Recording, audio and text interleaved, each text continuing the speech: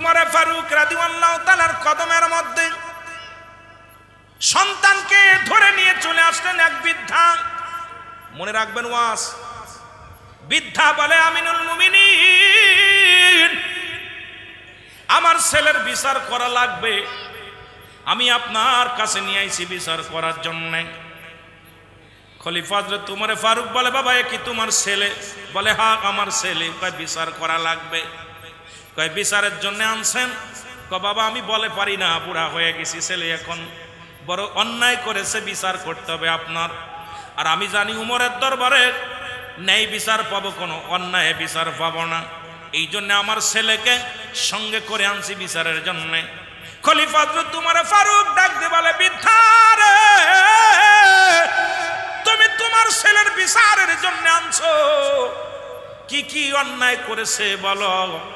বৃদ্ধা বলে, আমিনুল মুমিনিন, এক নাম্বার অপরাধ করেছে আমার ছেলে, মানুষ হত্যা করেছে। কি হত্যা করেছে? মানুষ মারা ভালো কাজ না খারাপ কাজ? পাপের কাজ না সওয়াবের কাজ? মানুষ হত্যা করেছে। হযরত খলিফা আমিনুল মুমিনিন খলিফা হযরত উমর ফারুক বড় রাগান্বিত হয়ে গেলেন। বলে, যুবক রে, তুমি কি জানো মানুষ হত্যা মহাপাপ? বলে, হুজুর আমি জানতাম না, এখন আপনি বলছেন জানছি। এর জন্য তোমার শাস্তি, তোমার কপালে শাস্তি আছে বিধান। বলে, হুজুর দ্বিতীয় কি অন্যায় করেছে বলো। বলে, হুজুর আমার ছেলে 2 নাম্বার অপরাধ করেছে, সে জিনা করেছে। জিনার পরিমাণ শুনে নাও বাবা, জিনা করেছে। খলিফা হযরত উমর ফারুকের চোখ দুটি আরো লাল হয়ে গেল। জিনার শাস্তি তো আরো কঠিন, কারণ যদি কোনো যুবক, যদি অবিবাহিত নারী, অবিবাহিত পুরুষ যদি জিনা করে, যেহেতু এখানে চারিদিকে অনেক মানুষ দূর দূরান্ত থেকে আসছেন, বাবারা খুব লক্ষ্য করে ওয়াজ শুনবেন, জিনার শাস্তির বিধান শুনলেন। খলিফা হযরত উমর ফারুক আরো রাগান্বিত হলেন। শাস্তির বিধান হল, যদি কোনো অবিবাহিত নারী, অবিবাহিত পুরুষ যদি জিনা করেন, শাস্তির বিধান হল তার গায়ে 100টা ডুরা মারতে হবে, এমন ভাবে মারতে হবে সে যেন মারা যায়। যদি মারা যায়, মুসলমান 2 সেক্টে যদি বাকি থাকে, তার কবর উপরে সেই তার জানাজা পড়াইতে হবে। যদি অবিবাহিত থাকার কারণে সে জানাজা পাবে, কাফন পাবে, দাফন পাবে, বাকি বেতেরা গাছগুলো তার কবর উপর দিতে হবে। এটা হলো ইসলামের বিধান, ইসলামের নীতি, ইসলামের নিয়ম, কোরআনের আইন, হাদিসের আইন। মুসলমান একমাত্র যদি অবিবাহিত হয়, অবিবাহিত নারী পুরুষ জানাজা পাবে। আর যদি বিবাহিত নারী পুরুষ যদি জিনা করে, এরে বাবার আজকে ভালো করে শোন, যে সমস্ত যুবকেরা আছেন, যে সমস্ত নরনারী বিবাহ করেছে এরপর জিনায় লিপ্ত হয়েছে, তাদের শাস্তির বিধান হলো নারী পুরুষ উভয়কে বুক পর্যন্ত মাটির নিচেই পুঁততে হবে। পুতিয়া তাদের যতক্ষণ পর্যন্ত মৃত্যুবরণ করবে না, এই কোরআনের আইন শোনো, যতক্ষণ পর্যন্ত মৃত্যুবরণ করবে না তার গায়ে পাথর ছুঁড়ে মারতে হবে, ইট পাটকেল মারতে হবে। যখন নিশ্চিত হয়ে যাবেন সে মারা গেছে, মারা গেলে তারে মাটি করে উঠাইতে হবে, উঠায়া তারে দিবালয়ে কুকুর শিয়াল দিয়ে তার লাশটা খাওয়ায় দিতে হবে। পৃথিবীর কোনো বিবাহিত নারী, বিবাহিত পুরুষ কোনো জানাজা পাবে না, বিবাহিত নারী, বিবাহিত পুরুষ কোনো দাফন পাবে না। একটা বিচার যদি চট্টগ্রামের জমিনে হতো, তাহলে আর রাস্তাঘাটে হোটেলে এই রকম অন্যায় ব্যভিচার হতো না। জোরে জোরে বলেন ঠিক কিনা? এলো বিবাহিতের জন্য, বিবাহিত যারা বিবাহ করেছেন এদের কোনো মাপ নাই। এরা জিনা করার সঙ্গে সঙ্গে শাস্তির বিধান হলো এটা। আর যারা বিবাহ করে না তাদের জন্য আল্লাহ রাব্বুল আলামিন কি করেছে? একটু আসান করেছে, রাসূলুল্লাহ আসান করে দিয়েছে। সেটা হলো তারা জানাজা পাবে, কাফন পাবে, দাফন পাবে। খলিফা হযরত উমর ফারুক রাগান্বিত হয়ে গেলেন, ডাক দিয়ে বলে, যুবক রে, তুমি এত বড় অন্যায় করেছো, তোমার বিচার হবে, কঠিন বিচার হবে। ডাক দিয়ে বলে, বৃদ্ধ রে, 3য় নাম্বার অন্যায় তোমার ছেলে কি করেছে বলো। ডাক দিয়ে বলে, হুজুর আমার ছেলে মাদক সেবন করে। খলিফা হযরত উমর ফারুক আরো রাগান্বিত হলেন, বাবা এটা তো মাদক সেবন করে, এটা গুরুতর অপরাধ বাবা, অন্যায় করেছো বাবা। 3টা অপরাধ করে যখন চলে গেছে, এবার খলিফা হযরত উমর ফারুক ডাক দিয়ে বলে, যুবক রে, তুমি অন্যায় করেছো, অন্যায়ের শাস্তি তুমি নিবা, এখন তোমাকে কঠিন শাস্তি দেওয়া হবে, তোমাকে শিরচ্ছেদ করা হবে। খলিফা হযরত উমর ফারুক যখন খোলা তরবারি নিয়ে সামনে আগাইছি, যুবক ডাকতে বলে আমিরুল মুমিনিন, একটা দাবি আপনার কাছে, আমি জানি আপনি ন্যায়পরায়ণ বাদশা, আপনার কাছে কোনো অন্যায় বিচার পাবো না। আপনি যদি আমার বিচার করেন, আমার বিচার করার আগে আমার বাবার বিচারটা আগে করা লাগবে। জোরে জোরে চিল্লায়া বলা যাবে না আল্লাহু আকবার। ছেলে বলতেছে হুজুর, আমি আপনার বিচার মেনে নিলাম, কিন্তু আমার বিচার করার আগে আমার আব্বার বিচার করা লাগবে। এক নাম্বার অপরাধ আমার আব্বার, এক নাম্বার অপরাধ আমার আব্বার। সে আমাকে একটা ভালো মা দেয় নাই, এমন একটা মা আমাকে দিছে যে মা বেপরদায় চলে, যে মা বেগানা পুরুষের সঙ্গে চলাফেরা করে। সুতরাং হুজুর, আজকে আমি আদর্শবান একটা মা যদি পাইতাম, মা হলো প্রতিটা সন্তানের জন্য প্রাথমিক বিদ্যালয়।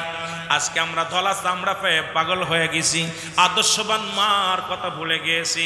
আমি যুবকদের বলে যাই, ও যুবক তোদের পায়ে ধরে বলে যায়, হাতে ধরে বলে যায়, গরিবের মেয়ে বিয়ে কর, রিক্সা চালকের মেয়ে বিয়ে কর, ভ্যান চালকের মেয়ে বিয়ে কর। 5টা গুণে গুণান্বিত যে নারী আছে, এই নারী যদি বিবাহ করতে পারো জীবনে শান্তি পাবা। রাসূলের বাবা আব্দুল মুত্তালিব 5টা গুণের গুণান্বিত দেখে বিয়ে করেছিল, তার মধ্যে 1 নাম্বার গুণ ভালো করে লেখে নেন। যারা করে ফেলেছি তো তারা তো ভুল করেছি, ভালো হোক আর মন্দ হোক এখন আমরা করে ফেলেছি। যারা করেন নাই তাদের জন্য বলে যায়, 5টা গুণের গুণান্বিত নাম্বার 1 গুণ আমানতের আমানতদারি। যে মেয়েটা তার স্বামীর আমানতদারি, 2 নাম্বার হবে পর্দাশীলতা, 3 নাম্বার হবে আমলদারি, 4 নাম্বার হবে মুসলমান। শুনে নাও, একটু গুণরূপবতী মুসলমান, শুনে নাও। 6 নাম্বার হবে সে একটা আদর্শবান ফ্যামিলির, সেজন্য একটা ইসলামী নীতি নিয়মের মধ্যে সে জন্মগ্রহণ করে। এই 5টা গুণের গুণান্বিত যদি কোনো নারী তোর কপালে জুটে যায়, এই দুনিয়ার মধ্যে শান্তি আর শান্তি এসে যাবে রে মুসলমান। দুনিয়াতেও শান্তি পাবি, ঘরের মধ্যে শান্তি, বাড়ির মধ্যে শান্তি, জীবন যাপন করবি বড় শান্তির মধ্যে পাবি রে বাবা। আর কবরে যাও শান্তি পাবি। এই জন্য যখন বিবাহ শাদী করবেন 5টা গুণ দেখবেন, তার মধ্যে 1 নাম্বার হলো আমানতদারি। আমানতদারি যখন কোনো মেয়ে, আমাদের দেশে যে সমস্ত নারীরা স্বামীর আমানত নষ্ট করে ফেলেছো, সতীত্বর আমানত নষ্ট করে ফেলেছো, আল্লাহর কসম কঠিন হিসাব আখিরাতের ময়দানে, কিয়ামতের ময়দানে কঠিন জবাব দিতে হবে। জোরে জোরে বলো আল্লাহু আকবার।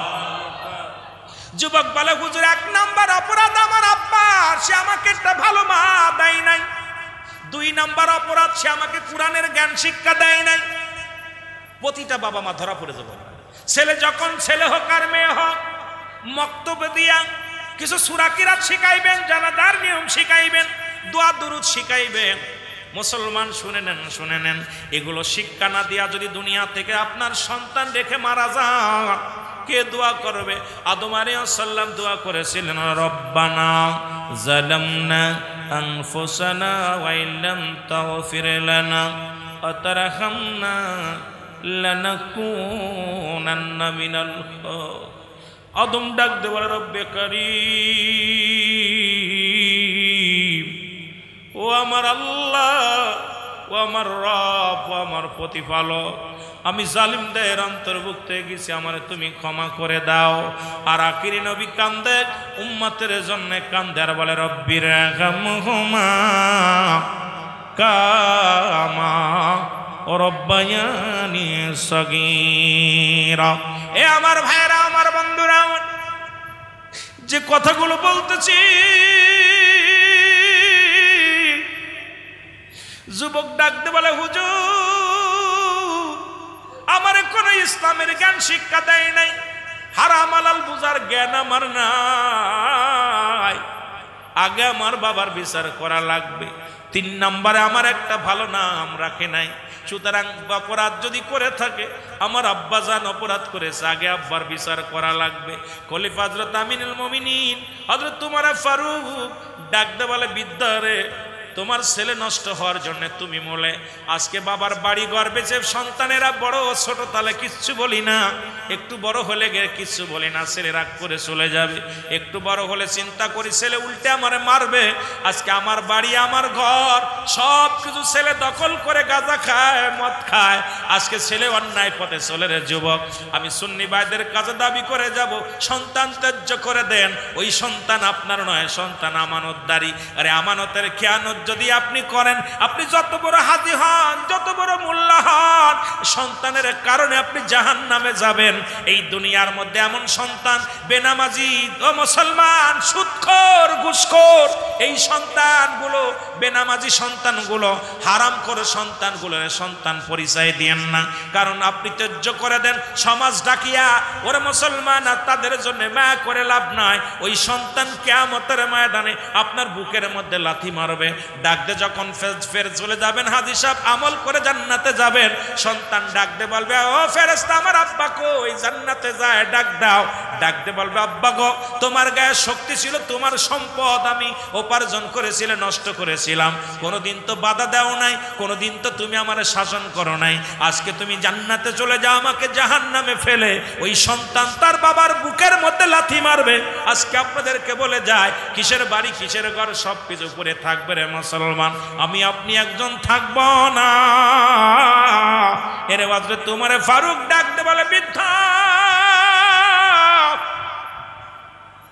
সন্তান নষ্ট হওয়ার মূলে তুমি, বিচারের কাঠ গড়ায় তোমাকে আগে দাঁড়াতে হবে, তোমার বিচার আগে হবে।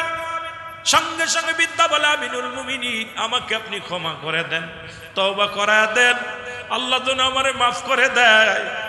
আমিনুল মুমিনিন হযরত উমর ফারুক তওবা করে দিলেন, আস্তাগফিরুল্লাহ রাব্বি মিন কুল্লি যামবি ওয়া আতুবু ইলাইহি। ও মুসলমান যুবক বন্ধুরা শোনো, এই জন্য আমি আপনাদেরকে বলে যাই রে মুসলমান, এই কথাগুলো বলার পিছনে একটা হাকিকত আছে। এইগুলো যদিও অল্প কথা, অনেক কথা ছিল, অল্প কথা বলে গেলাম। আজকে আমাদের সন্তানাদের দিকে আমরা লক্ষ্য করি না। আমার ব্যবসা নিয়ে ব্যস্ত, আমার চাকরি জীবন নিয়ে ব্যস্ত, আমার সম্পদ নিয়ে ব্যস্ত, কিন্তু আমার সন্তান, আমার মেয়ে, আমার আপনজন আহলে বায়ত আমার জাহান্নামের জন্য আমার জীবনটা বরবাদ হয়ে যাবে। আমি এত কষ্ট করে উপার্জন করতেছি, যাদের জন্য গায়ের ঘাম ঝরাইতেছি, এদের কারণেই একদিন জাহান্নামের লার্কি হয়ে যাব। এই জন্য সন্তান যখন আমি সুপথে লালন পালন করে যাবেন, কোরআনের জ্ঞান যদি তাদের শিক্ষা দিয়ে যান, যদি দ্বীনের পথে থাকে, এই সন্তানের কারণে আল্লাহ তাআলা আপনাকে জান্নাত দিবে। জোরে জোরে বলেন মারহাবা। রাসূল সাল্লাল্লাহু আলাইহি সাল্লাম বললেন তোমরা কেউ কি কবুল হজের সব পাইতে চাও?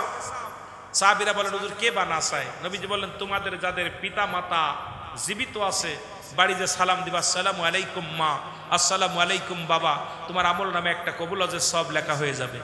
রাসূলুল্লাহ বলার পর সাহাবীরা কাঁদতেছে, চোখের পানি ছেড়ে কাঁদতেছে। নবীজি বলে তোমরা কান্দো কেন? বলে হুজুর এই আমলটা যদি আগে বলতেন, 1 মাস আগে আমার মা চলে গেছে, 10 দিন আগে আমার আব্বা দুনিয়া থেকে বিদায় হয়ে গেছে, আমরা তো বড় এতিম, আব্বা মা নাই। কাঁদতেছে চোখের পানি ছেড়ে।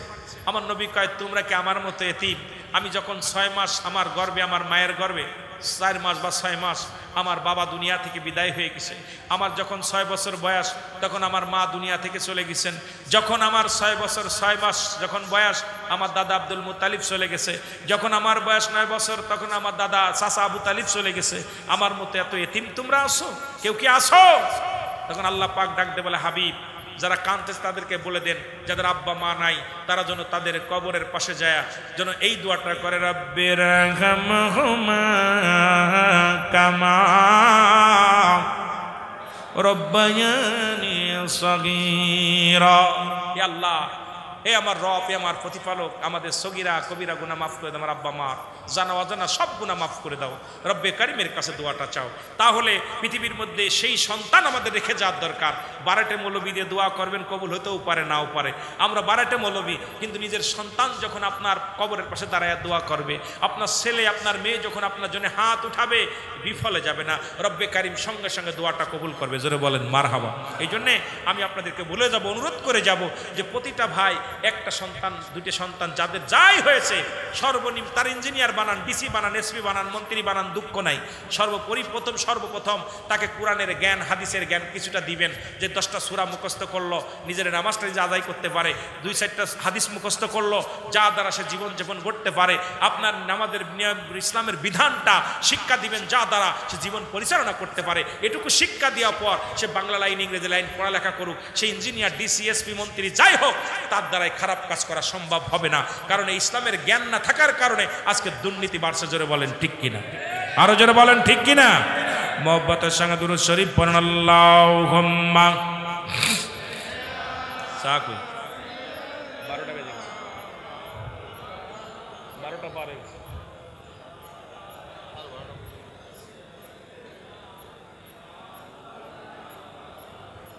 একটু মহব্বতে বলেন আল্লাহুম্মা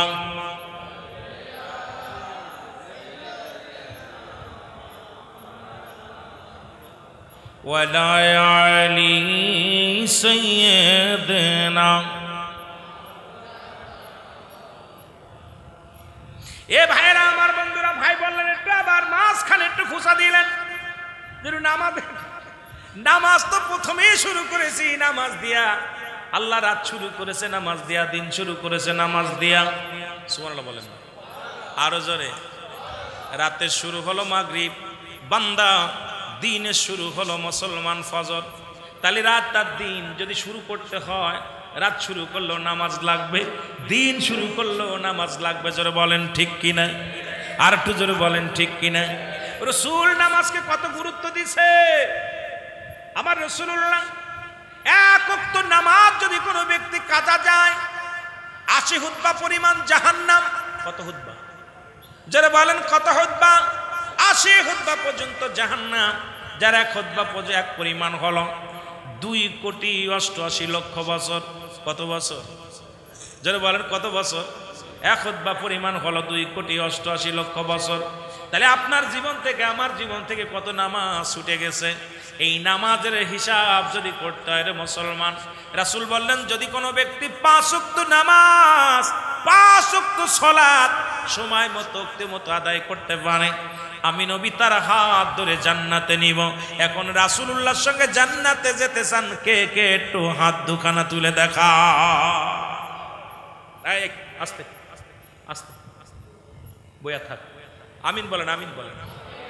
নবীজি বললেন যে ব্যক্তি 5 ওয়াক্ত সালাত জামাতের সাথে বা সময় মতো আদায় করতে পারবে, আমি রাসূলুল্লাহ তাকে হাত ধরে জান্নাতে নিব। এখন নবীর সাথে জান্নাতে যেতে চান তো? জোরে বলেন চান তো? এখন নবীর সাহাবীর মধ্যে সবচেয়ে একজন গরিব সাহাবী ছিল, নাম হলো আব্দুল্লাহ আনসারী। নাম কি? জোরে বলেন নাম কি? আস্তে কইবেন না জোরে কইবেন? আব্দুল্লাহ আনসারী। আর একটু কষ্ট দিব আপনাদের, যাচ্ছিলাম মিলাদুন নবীর আর একটু আছে, কিন্তু হঠাৎ করে ভাইজান বললেন একটু নামাজের কথা কন। কারণ আমার কিন্তু নামাজের পর্দার সুদ ঘুষ একটা না কত ওয়াজ হয়ে গেছে খেয়াল করছেন। একটা ওয়াজের মিলাদুন নবীর ওয়াজও করছি, মিলাদুল ওয়াজও করছি, কারণ আমি একটা সাবজেক্টের মধ্যে নাই, কারণ অনেক দিকে ঘুরে চলে গেছি। একটা দিক খেয়াল করে, কারণ একটু টাচ দিতেছি, যাতে করে যে একটা মানুষ যদি একটু হেদায়েতের মধ্যে আসে তাহলে ওয়াজ দেওয়া সার্থক, না হলে ওই একদিকে চলে গেলাম এক গেমি ওয়াজ, ওটার ভিতর দরকার নেই। এই জন্য অনেক দিক ঘুরাই ফেলেছি। রাসূল বললেন, রাসূলের প্রিয় সাহাবী আব্দুল্লাহ আনসারী সবচাইতে গরিব সাহাবী। আপনাদের স্টেশনে পড়ে আছে যেমন গরিব মানুষ, এই রকম গরিব সাহাবী। তার কি মুসলমান শুনে নাও, ওয়াজ শুনে বাড়ি যেতে দেরি হয়েছে। নবীজি আসরের নামাজ বাদে, ইশার সালাত বাদে রাসূলের সাহাবীদেরকে নিয়ে একটু সূরা পড়তেন। নবী যেদিন ওয়াজ করলেন যে ব্যক্তি 5 ওয়াক্ত সালাত নামাজ সময় মতো ওয়াক্ত মতো আদায় করতে পারবে, আমি নবী তার হাত ধরে জান্নাতে নিয়ে যাব। নবীজির সাহাবী আব্দুল্লাহ আনসারী বাড়ি গেলেন। বিবি ডাকতে বলে, স্বামী রে এত দেরি হলো কেন? স্বামী ডাকতে বলে, বিবি ও আমার বিবি, আজকে আমার নবী ওয়াজ করছে যে ব্যক্তি 5 ওয়াক্ত সালাত 5 ওয়াক্ত নামাজ সময় মতো ওয়াক্ত মতো আদায় করতে পারবে, নবী নাকি তার হাত ধরে জান্নাতে নিয়ে যাবে। স্ত্রী ডাকতে বলে, স্বামী রে আপনি আমার স্বামী, ও আমার স্বামী, আপনার কাছে দামি কাপড় চাবো না, সম্পদ চাবো না, টাকা পয়সা চাবো না, বালাখানা চাবো না, দুনিয়ার কোন আরামায় সাবনার স্বামী, আপনি আমাকে একটু সুযোগ করে দিবেন, আমিও যেন 5 ওয়াক্ত নামাজ, আমি যেন 5 ওয়াক্ত সালাত সময় মতো ওক্তে মতো আদায় করতে পারি, আমিও যেন রাসূলুল্লাহর সঙ্গে আপনার হাত ধরে জান্নাতে যেতে পারি। জোরে বলেন মারহাবা।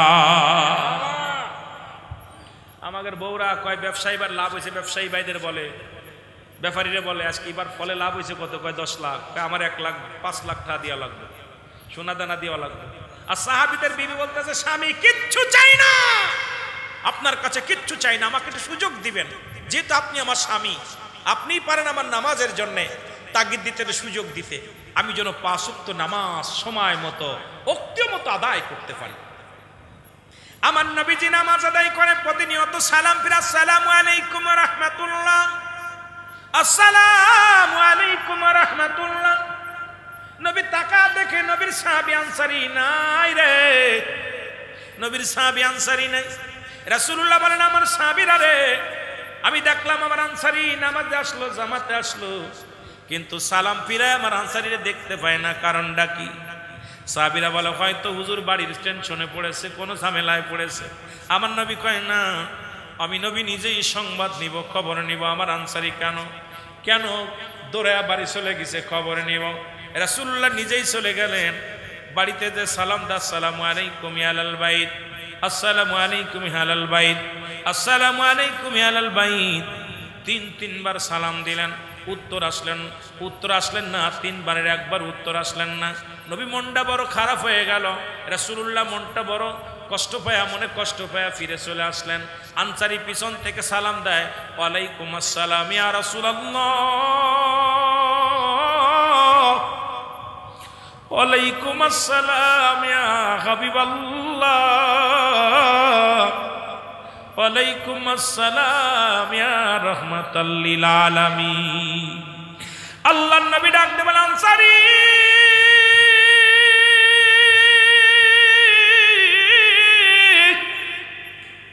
তুমি 3বার সালামের জবাব দিলা রে, আমার বুঝতে বাকি নাই, তুমি 3বারই সালাম শুনেছিলে আনসারী, কিন্তু আমার সালামের উত্তর দেও নাই। সাহাবী বলে হুজুর কেন উত্তর দেই নাই, কেন জবাব আমি আপনাকে দিতে পারবো না, আপনি যদি দয়া করে একটু আমার বাড়িতে যাইতেন, আমি কেন সালামের জবাব দিই নাই, একটু যদি দয়া করে আমার বাড়িতে যাইতেন তাহলে বলতে পারতাম। নবী বলে চলো। কেমন নবী গো? আর আমাদের দেশের এমপি মন্ত্রী যদি হয়, যদি টাকাওয়ালা হয়, গরিব মানুষের কোনো মূল্যায়ন নাই, কিন্তু নবীদের নবী রাহমাতুল লিল আলামিন আমার নবী গো, ভিতরে কোনো অহংকার ছিল না, অহমিকা ছিল না। নবীকে বলে বায়ানাত, উত্তম ব্যবহার, উত্তম আখলাক, উত্তম চরিত্র যা রাসূলুল্লাহর ভিতরে ছিল। আজকে ব্যবসায়ীদের ভিতরে সে একটা জিনিস পাইলাম, যখন বসে আছি আমার ভাইয়েরা যাইতেছে কত সুন্দর সালাম বিনিময় করে, কৌশল বিনিময় করে। মুসলমান আগে তো চিনি না, যদিও না চিনি, কিন্তু তার অচিনা মানুষ হলো সালাম দিতেছে, আসসালামু আলাইকুম হুজুর ভালো আছেন। এই যে আন্তরিকতা, ভালোবাসা অত্যন্ত মনটা কেড়ে নিছে। আমার বাবারা, আমার বন্ধুরা, আমার গভীর মনোযোগ, যে কথাগুলো আমি বলি লক্ষ্য করেন। আমার নবীজি বলে সাহাবীরে চলো যাই, রওনা হয়ে গেলেন নবীজি। যা যখন দরজা খুলে দিলেন, দরজা খোলার সঙ্গে সঙ্গে ভিতরে দেখেন বিশাল একটা গর্ত খোঁড়া। আমার নবী বলে আনসারী রে, ঘরের ভিতরে এত বড় গর্ত কেন রে,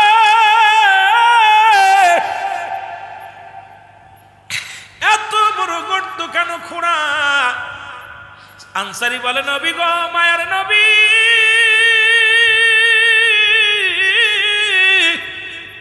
যখন আপনি আমার সালাম দিয়েছিলেন তখন আমি ওই গর্তের মধ্যে উলঙ্গ অবস্থায় বসা ছিলাম নবী গো, এই জন্য আপনার সালামের জবাব নিতে পারি নাই।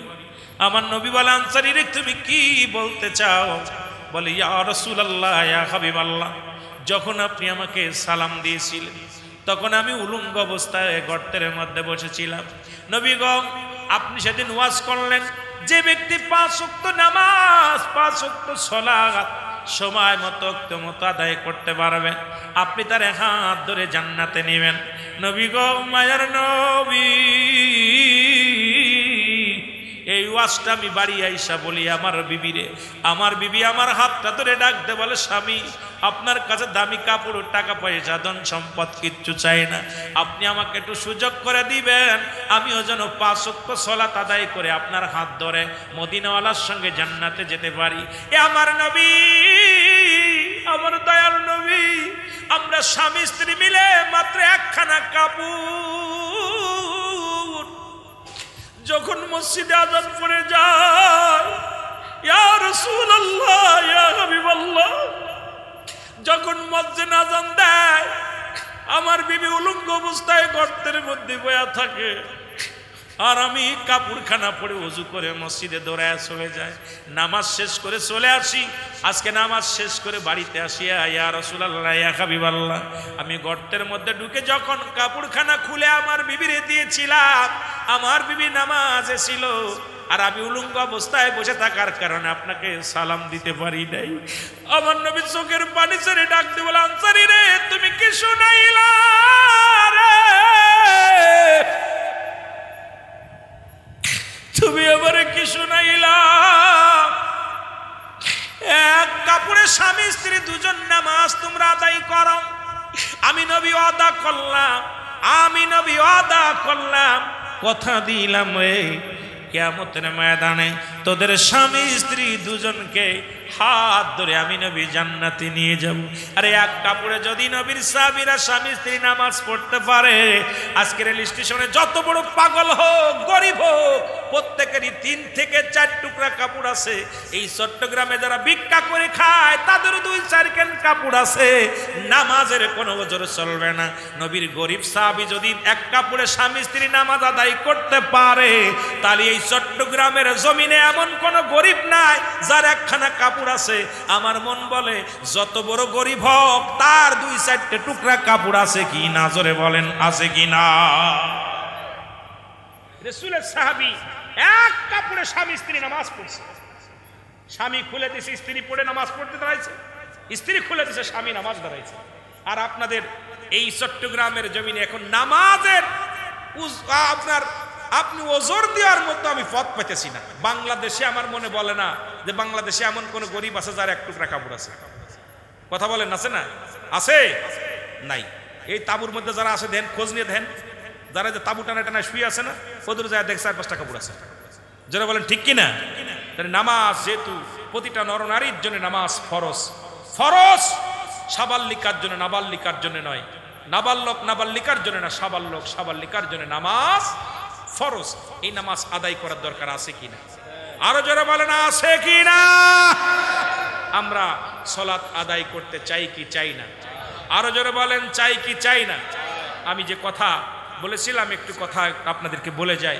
সেটা হলো, আমার বাবারা, আপনারা যারা দিনমজুরি আছেন, আপনারা অনেকে কষ্ট করেন, আপনাদের দাম অনেক। রাসূলুল্লাহ জীবনে মাটি কাটছে, মাটি টানছে, বকরি চড়াইছে। আমার রাসূলুল্লাহ বকরি চড়াইছে, পেটে পাথর বাঁধছে। আমার রাসূলের গুণে গুণান্বিত হওয়ার দরকার আছে কিনা? আরো যারা বলেন আছে কিনা?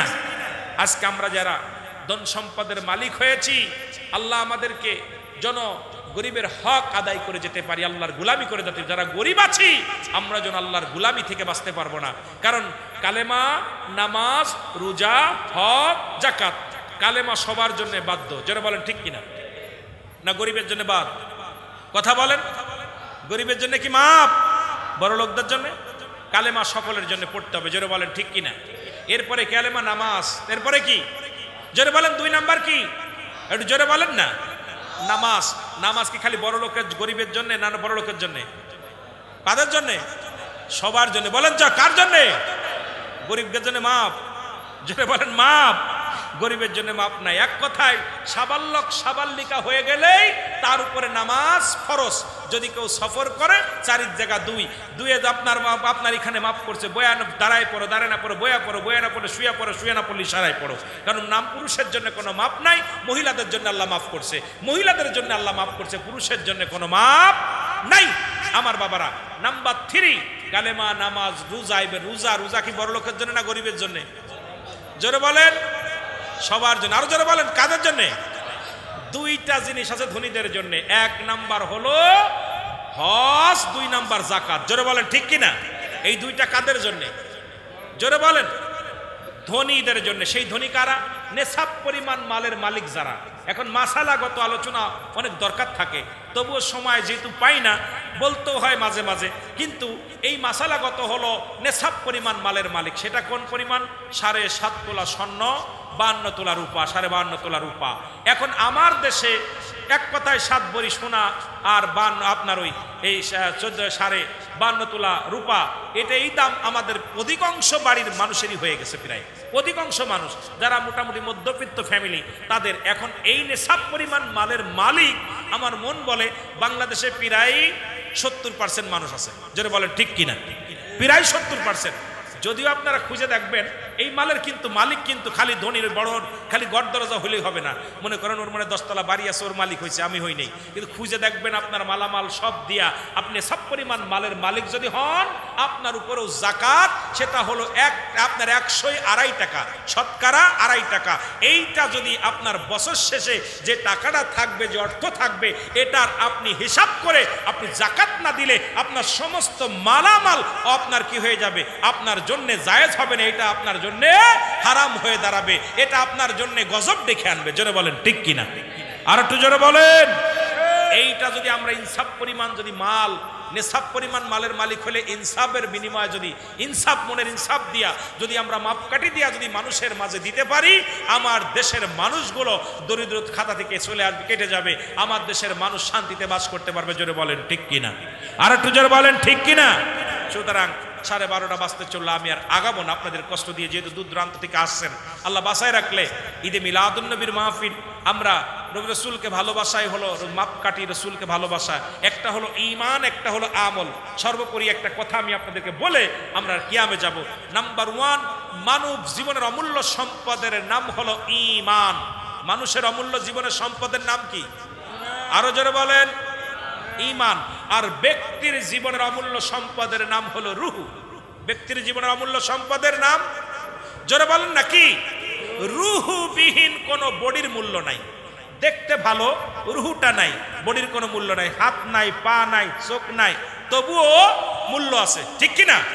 দেখা যায় 5 বছর 6 বছর পড়ে আছে বিছনায়, আমরা তারে কি দিই না, দাফন দিই না, আমরা তার শ্মশানে নিই না, আমরা তাকে রেখে দিছি ঘরের মধ্যে, হাসপাতাল থেকে ফিরে এনে ঘরের মধ্যে আসি, কারণ রুহটা থাকার কারণে। এই জন্য ব্যক্তির জীবনের অমূল্য সম্পদের নাম হলো রুহ, আর মানব জীবনের অমূল্য সম্পদের নাম হলো ঈমান। আরো যারা বলেন, মানব জীবনের অমূল্য সম্পদের নাম কি? ঈমান। এখন ঈমান, আবার ঈমান এবং আমল দুইটা কিন্তু ভিন্ন। একটা হলো আমল, একটা হলো ঈমান। একটা হলো আমল, একটা হলো ঈমান। আরো যারা বলেন, একটা হলো আমল আর একটা হলো ঈমান। এখন আমল হলো নামাজ, রোজা, হজ, যাকাত, কুরবানি, দান, খয়রাত। এগুলোর নাম কি? একটু জোরে বলেন, এগুলোর নাম কি? আমল। আর ঈমানের নাম হলো নবী মুহাম্মাদুর রাসূলুল্লাহ সাল্লাল্লাহু আলাইহি ওয়াসাল্লাম। যার ভিতরে নবী নাই, তার আমলের কোনো দাম নাই। নবী নাই, নামাজ নাই, নবী নাই, হজ নাই, নবী নাই, যাকাত নাই, নবী নাই, কুরবানি নাই, নবী নাই, তোর জিন্দেগি বরবাদ। জোরে বলেন ঠিক কিনা? এই জন্য চট্টগ্রামের মানুষের কাছে নবীর ভালোবাসার কথা আর কি বলবো। একটা হলো ঈমান, একটা হলো আমল। এখন ওযুবিহীন যেমন নামাজ হয় না, নবীবিহীন, ঈমানবিহীন কোনো আমল হবে না। এই জন্য ঈমান হলো আমার নবী। এখন ঈমান হলো নবীকে মানার মাপকাঠি। যার ভিতরে নবী যত অন্তরের ভিতরে ঢুকছে, তার ঈমানের মাপকাঠি তত উত্তর জগতে চলে গেছে। জোরে বলেন না ঠিক কিনা? এই জন্য ঈমান এবং আমল এই দুইটাই আমার নবী মুহাম্মাদুর রাসূলুল্লাহ সাল্লাল্লাহু আলাইহি ওয়াসাল্লাম। এই জন্য আমার নবীকে ভালোবাসার দরকার আছে কিনা? আরো জোরে বলেন, ভালোবাসার দরকার আছে কিনা? কেমনে ভালোবাসবেন এটা আপনার ব্যাপার। আপনার বাবার বিপদের বাতি সেই নবীকে কত পরিমাণ ভালোবাসার দরকার, এই ভালোবাসা মাপকাঠিতে হবে না। এই জীবনের আপনার আমার জীবনের চাইতে অধিক পরিমাণ নবীকে ভালোবাসতে হবে। জোরে বলেন ঠিক কিনা? আরো জোরে বলেন ঠিক কিনা? এটা আপনাদেরকে চট্টগ্রামের মানুষ তো দেখাই দেন। নবী প্রেমের কথা আপনাদের কাছে আর কি জানাবো, কেন আপনারা আমার চাইতে ভালো জানেন। কারণ রাসূলকে এত ভালোবাসেন, জানের চাইতে বেশি ভালোবাসেন। যেমনি ভালোবেসেছিল আপনার কে ভালোবেসেছিল? আমার রসুলকে ভালোবেসেছিল হযরতে বেলাল, আমার রসুলকে ভালোবেসেছিল হুজ্জাব। আব্দুল হুজ্জাব যখন আমার নবীর প্রেমে পড়েছিল, হুজ্জাব যখন তার দাদা কালেমা পড়েছিল লা ইলাহা নাই কোনো ইলা ইল্লাল্লাহু এক আল্লাহ ছাড়া মুহাম্মাদুর রাসূলুল্লাহ সাল্লাল্লাহু আলাইহি ওয়াসাল্লাম, হুজ্জাব যখন কালেমা পড়েছে, চাচা বলে বাতিজারে কি পড়ো? কয় চাচা গো, এই আসমান জমিনের সব কিছুর মালিক আল্লাহ, এই আকাশের মালিক আল্লাহ, জমিনের মালিক আল্লাহ, সব কিছুর মালিক আল্লাহ। আর 2 মিনিট আছে আপনাদের সময়, আর 2 মিনিট আছে। সব কিছুর মালিক আল্লাহ, তবে তাকে পাওয়ার একমাত্র মাধ্যম আমার নবী রাহমাতাল লিল আলামিন। চাচা কয় তুমি জানো কালেমার অর্থ? কয় কি? কালেমার অর্থ তোমার সম্পদ ছেড়ে দিতে হবে। কলাম দিলাম ছেড়ে। কালেমার অর্থ তোমার খাবার বন্ধ, দিলাম খাবার ছেড়ে। কালেমার অর্থ জানো? তোমার পণ্যের কাপড় খুলে দিতে হবে। আব্দুল উজ্জাব তখন সঙ্গে সঙ্গে কাপড়টা খুলে দিয়েছিল, উপর দিকে তাকায় বলে আল্লাহ তুমি তো সবকিছুর মালিক, হে পরওয়ারদিগার আলম, তোমার কাছে ফরিয়াদ করি, আমি হুজ্জাব তোমার কাছে পড়ি, আল্লাহ বলে দাও তুমি, আমি কাপড় ছাড়বো না, আমি আমার নবীরে ছাড়বো। আরে কাপড় ছেড়ে দিলে আমি কাপড় পাবো, সম্পদ ছেড়ে দিলে আমি সম্পদ পাবো, আমি বাড়ি ছেড়ে দিলে আমি বাড়ি পাবো, কিন্তু আমার নবীরে যদি ছেড়ে দিই আমি জাহান্নামে যাব। উপর থেকে কে যেন জানিয়ে দেয়, হুজ্জাব পৃথিবীর সব ছেড়ে দাও, রাহমাতুল লিল আলামিনকে বুকে ধারণ করো, জোরে জোরে বলো আল্লাহু আকবার।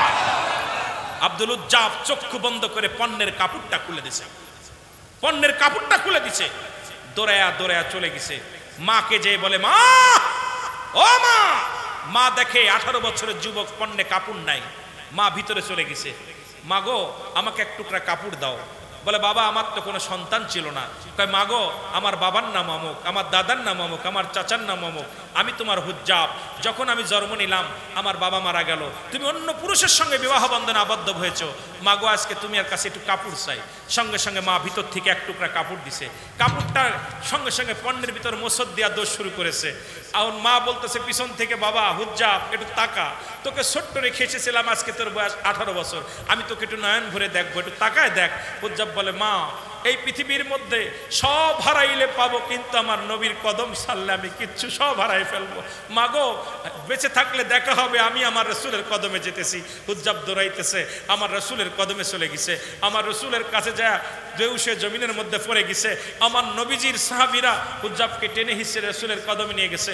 আমার নবী বলতেছে হুজ্জাব কি হয়েছে? বলি ইয়া রাসূলুল্লাহ, ইয়া হাবিবাল্লাহ, আপনাকে ভালোবাসার ফসল আমি জমি সম্পদ সব হারিয়ে ফেলেছি, আমি সম্পদ হারিয়েছি, আপনাকে ভালোবেসে আমার পণ্যের কাপড়টা হারাইছি, আপনাকে ভালোবেসে খানা বন্ধ করে দিয়েছি, কারণ সব কিছু ছাড়লে আমি পাবো, আপনাকে ছাড়লে আমি জাহান্নামে যাব।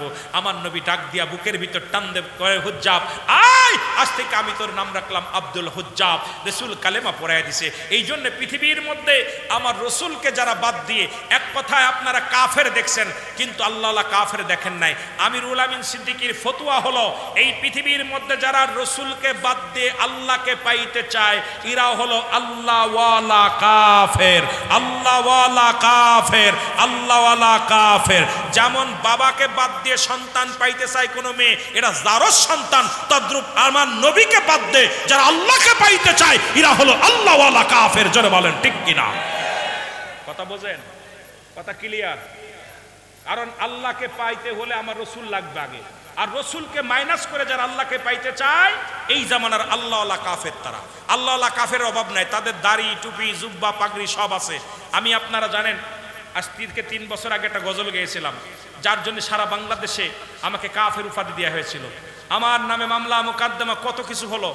তারা অনেক আলেম, এই গজলটা গেয়েছিলাম, ও তারা সাচ্ছে মুসলমান, তারা নামেই মুসলমান, তারা সাচ্ছে মুসলমান, তারা ইমানদারির ইমান নিয়ে করছে যারা খেলা, এরাই তো আসলে এজিদেরই সালাইরা, সাচ্ছে মুসলমানেরা নামেই মুসলমানেরা, সাচ্ছে টুপি দাড়ি পাগড়ি আছে দেখতে মাওলানা, ভিতরে নাই নবীর প্রেম, এজিদে ভরা। জোরে বলেন ঠিক কিনা? টুপি দাড়ি পাগড়ি আছে দেখতে মাওলানা, ভিতরে নাই নবীর প্রেম, এজিদে ভরা। ওরা সাচ্ছে মুসলমান, ওরা নামেই মুসলমান, ওরা পাঞ্জাবি গায়ে তসবিহাতে নামের মুসল্লি, সমাজেতে বাদায় ওরাই উল্লি গুল্লি। আরে তহিদ জনতা নাম দিয়া কবর থেকে লাশ উঠাইয়া পুরাইয়া আজকে দুনিয়ার মধ্যে হট্টগোল করো, মাদার ভাঙ্গ মুসলমান, মানুষে মানুষকে কষ্ট দাও রে, বড় কষ্ট লাগে অন্তরের ভিতরে। আজকে